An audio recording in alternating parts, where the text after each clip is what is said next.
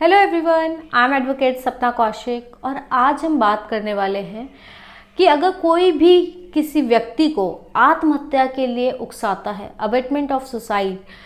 इसमें कितनी सज़ा किसी को हो सकती है। आज हम इसके बारे में डिटेल में डिस्कस करेंगे, लेकिन उससे पहले एक और इम्पॉर्टेंट बात कि अगर आपने हमारा यूट्यूब चैनल अभी तक सब्सक्राइब नहीं किया है तो प्लीज़ चैनल को सब्सक्राइब कीजिए ताकि हम आपको ऐसे ही लीगल अपडेट्स दे सकें।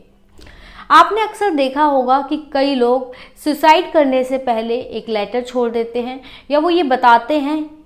अपने मरने से पहले वीडियोस बना के या किसी अपने जानने वाले को ये बताकर जाते हैं कि हम किस व्यक्ति की वजह से सुसाइड कर रहे हैं, किसने हमें इतना मजबूर कर दिया है कि जिसकी वजह से हमें इतना बड़ा कदम उठाना पड़ रहा है कि हमें सुसाइड करना पड़ रहा है, खुद को ख़त्म करना पड़ रहा है।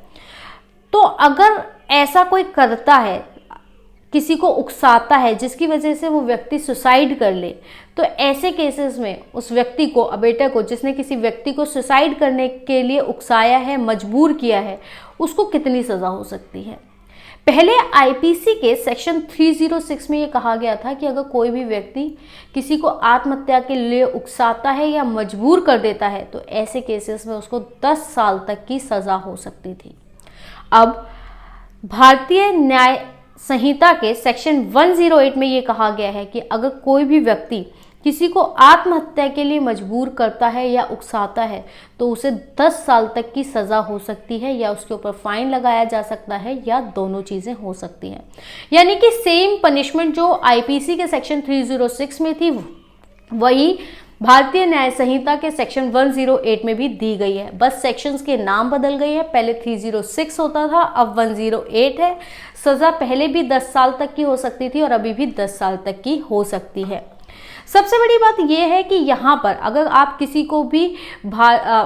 ये कहते हैं कि उस व्यक्ति ने दूसरे व्यक्ति को आत्महत्या के लिए मजबूर किया है या उकसाया है, तो ऐसे केसेस में आपको ये स्टैब्लिश करना होगा कि उस व्यक्ति की ये क्लियर इंटेंशन थी कि वो उसको आत्महत्या के लिए मजबूर करे। फॉर एग्जाम्पल, अगर आप कह देते हैं कि मैं उस व्यक्ति से प्यार करता था, उसने मेरा प्रपोजल एक्सेप्ट नहीं किया इसलिए मैं सुसाइड कर रहा हूँ, तो ऐसे केसेस में उस व्यक्ति को जिम्मेदार नहीं ठहराया जा सकता। अगर किसी ने आपको उधार दिया, आप पैसे नहीं चुका पा रहे हैं और वो व्यक्ति आपसे पैसे की मांग कर रहा है, तो आप ये नहीं कह सकते कि उसने मुझे सुसाइड करने के लिए मजबूर कर दिया। यहाँ पर इंटेंशन बहुत ज़रूरी होती है। मान लीजिए कि अगर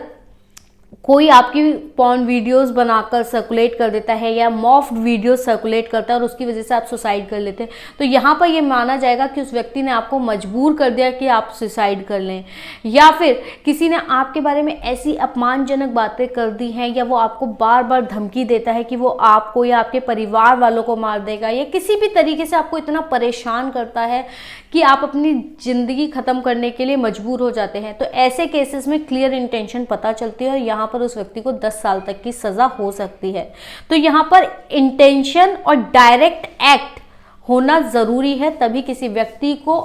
अबेटमेंट ऑफ सुसाइड के लिए 10 साल तक की सज़ा हो सकती है। आई होप आपको ये वीडियो अच्छा लगा हो। आप किन और मुद्दों पर वीडियोस चाहते हैं प्लीज़ कमेंट सेक्शन में बताइए। धन्यवाद।